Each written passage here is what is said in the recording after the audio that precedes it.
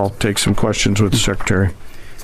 A beautiful symphony of American spirit. Well said, Mr. Chairman. Thanks, sir. And I will just note that no other country in the world is capable of executing what the chairman just described, day after day, night after night, unrelenting.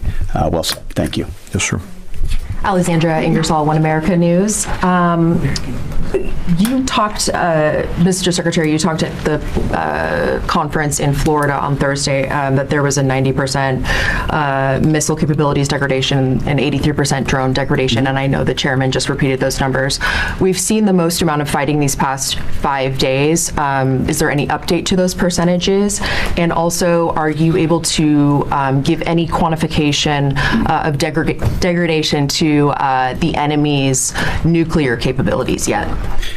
What those numbers represent is a persistent low ability to respond, which is what we're looking for, right? It's if the enemy can simply wait and then project power, that's problematic. And we've seen some spurts here or there, but ultimately the trend lines, if you look at the charts that we look at every day, have gone like this down to a flat. That doesn't mean they won't be able to project. It doesn't mean our air defenders still don't have to defend. They do, but that is strong evidence of degradation, along with the battle damage assessment that the Joint Staff does, which takes time. You've got to look at imagery and recognize whether something's been simply degraded or it's been destroyed, or whether an underground facility has been collapsed or completely obliterated. So there's differences in how you evaluate that, but the numbers staying that low is a demonstration of the efficacy for sure.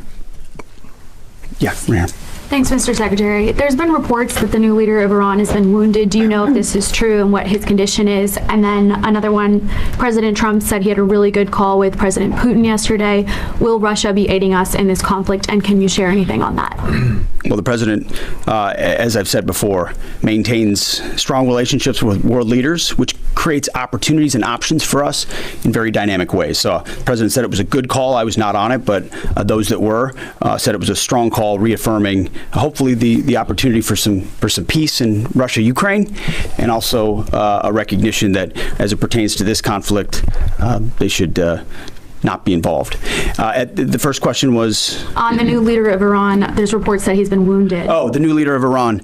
He would be wise to heed the words of our president, which is to not pursue nuclear weapons and come out and state as such. As far as his status, that's not something I can comment on right now.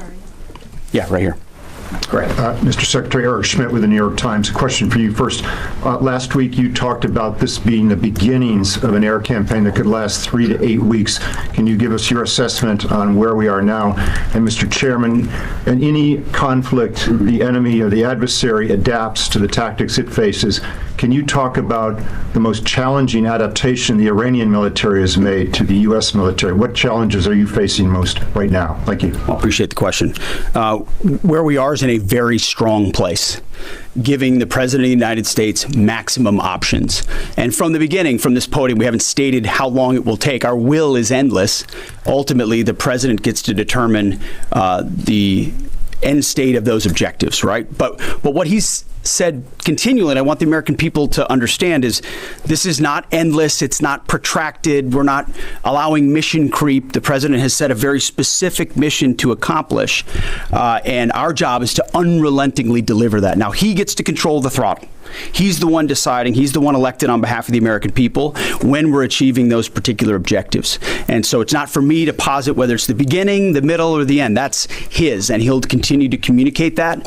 What we serve him as is we give him updates on a daily basis of exactly where we are so he can make that determination on the throttle. Mr. Chairman. Thank you for the question on adaptation. As you're right, no plan survives first contact with the enemy or Murphy. They're adapting, as are we. Of course, we have very entrepreneurial warfighters out there. I'd rather not, for operational security reasons, tell them what's working. So I'm going to not answer that question based on that. But we are watching what they're doing, and we are adapting faster than they are. Are they more formidable than you anticipated, General? I think they're fighting, and I respect that, but I don't think they're more formidable than what we thought. Secretary Hegseth, thank you. Jordan Conrad's from the Gateway Pundit. Axios reported, citing U.S. and Israeli sources, that the U.S. was not happy with strikes on 30 fuel depots in Iran. While this is anonymous sourcing, it seems kind of congruent with what President Trump said yesterday, that there's certain spots they don't want to hit relating to energy infrastructure that would take a long time to rebuild. Whether this reporting is true or not, what's your message to Americans, those who supported the president and those who aren't really in favor of this war and who worry that Israel might be taking advantage of the U.S.'s backing? And then for Mr. Chairman, for you, I wanted to ask, when you say that we're moving inland, what capabilities does Iran have to shoot down jets over their land? And would that trigger some kind of rescue operation that could risk a bigger ground operation? Well, I would just state by saying Israel's been a really strong partner in this effort. Where they have different objectives, they've pursued them. Ultimately, we've stayed focused on ours. But what Iran has felt is the power of the world's two most powerful air forces.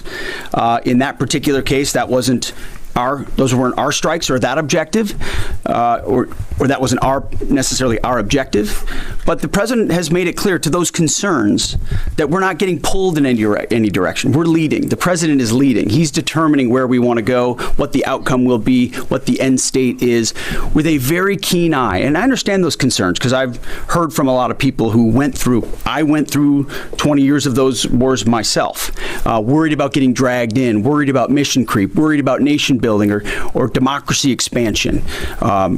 That's never the perspective the president has pursued on this. Just because previous presidents and previous secretaries have decided to just pour more resources and more people in toward some unguided end state doesn't mean that's the way the world needs to look today. In fact, the American people voted for a different approach. But what the president also stated from the beginning was Iran can't have a nuclear weapon. And it's one thing to say it. It's easy to say. Anybody can say that. I mean, Barack Obama said that.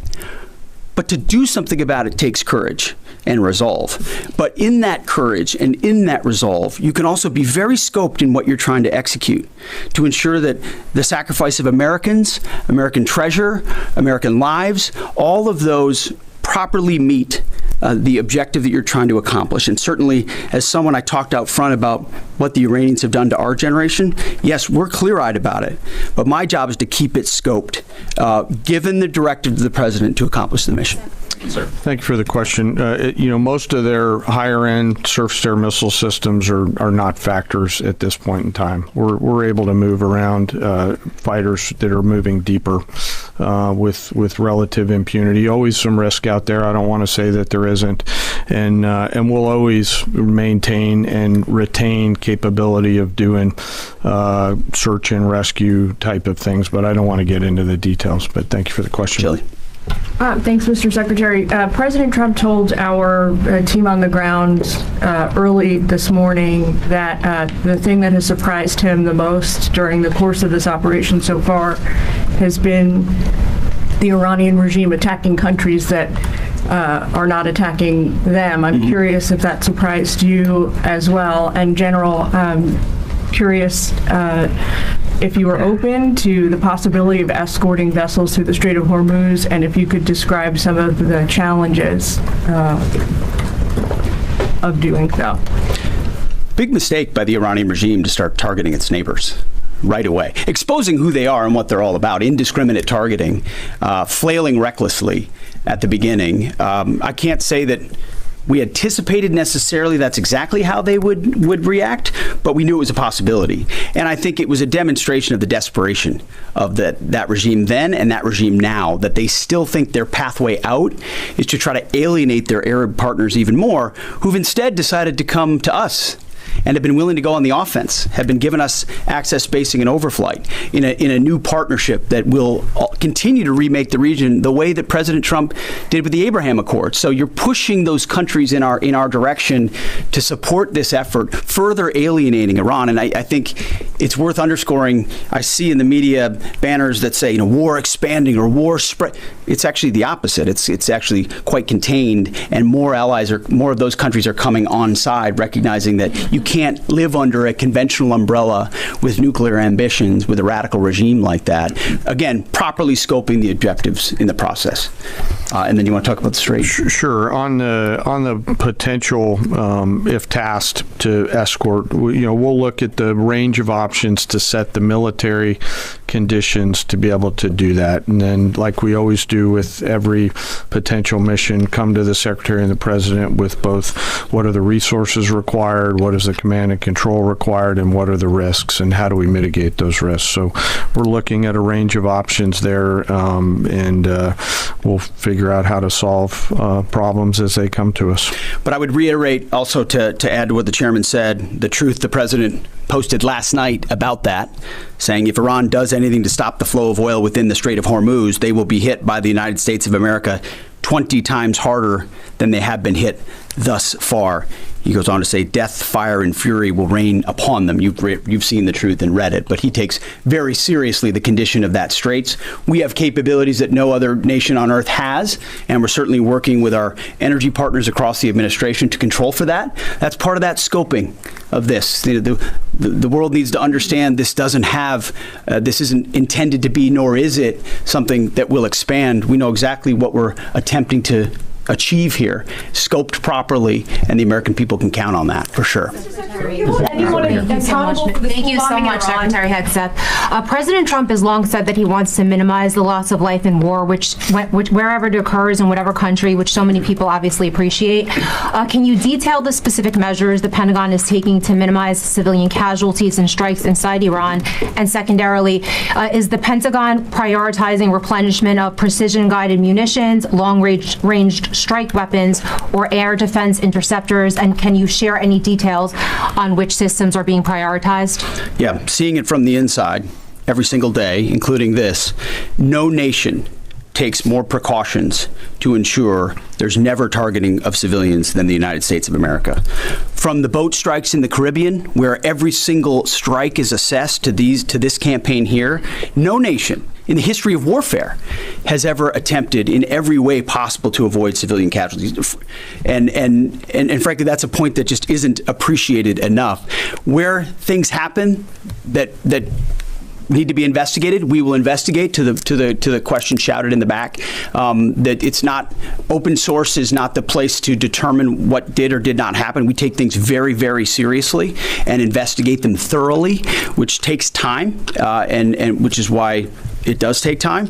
But ultimately, unlike Iran, who targets civilians indiscriminately, who we've seen in the intel moving rocket launchers into civilian neighborhoods, near schools, near hospitals, to try to prevent our ability to strike. That's how they operate. And then they set the targeting of drones and missiles toward civilian targets, hospitals, hotels, airports. CENTCOM's been very good about putting that information out. That's how terrorist regimes fight. They target civilians. We do not. And I can tell you this administration and this Pentagon focuses on that very, very closely. Tomahawk missiles.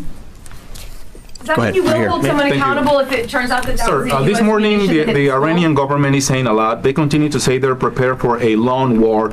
If that's the case, what could you tell the American people as far as the steps the Department of War is taking to make sure our troops have the protection and the resources they need as the mission continues? I think there's one thing I can sleep quietly at night knowing is that we're giving every resource humanly possible to our troops on the front lines to ensure they're protected. In fact, as I said in that first press briefing, even before we set the offense, we set the defense. We made sure we had the ability to defend, and then we moved as many Americans off the bases and into other places as possible. So as this progresses, the chairman, or the question was asked of the chairman about how the enemy adapts. Well, of course, we adapt too in real time. And to watch our warriors iterate on air defense and interdiction on drones and missiles and how we get after it, it's incredible how they refine the tactics, bring in new assets to find different ways of getting at emerging technologies. So that is one of the things we're laser focused on every day. Yes, we're going on offense more effectively than any country in human history, but we're also ensuring that in every way possible we're defending the best Americans we have who wear our uniform. no doubt. Let's do one more. Thanks, Secretary Hegseth. The president has indicated that maybe the operation will wrap up sooner than he thought it was going to. What's the plan once the U.S. stops military action? Will the U.S. play a role in the aftermath, or will they leave Iran to sort it out? Ultimately, the aftermath is going to be in America's interests, our interests. We won't live under a nuclear blackmail scenario of conventional missiles that can target our people, which is why the objectives have been scoped from the beginning. Missiles, missile production, a defense industrial base, Navy, all in service of ensuring they don't have nuclear power projection capabilities. That's what matters to President Trump. That's what matters to the American people. And ultimately, that's why we're so laser focused on ensuring those objectives and those objectives alone are met. Thank you. Appreciate it. Thank you.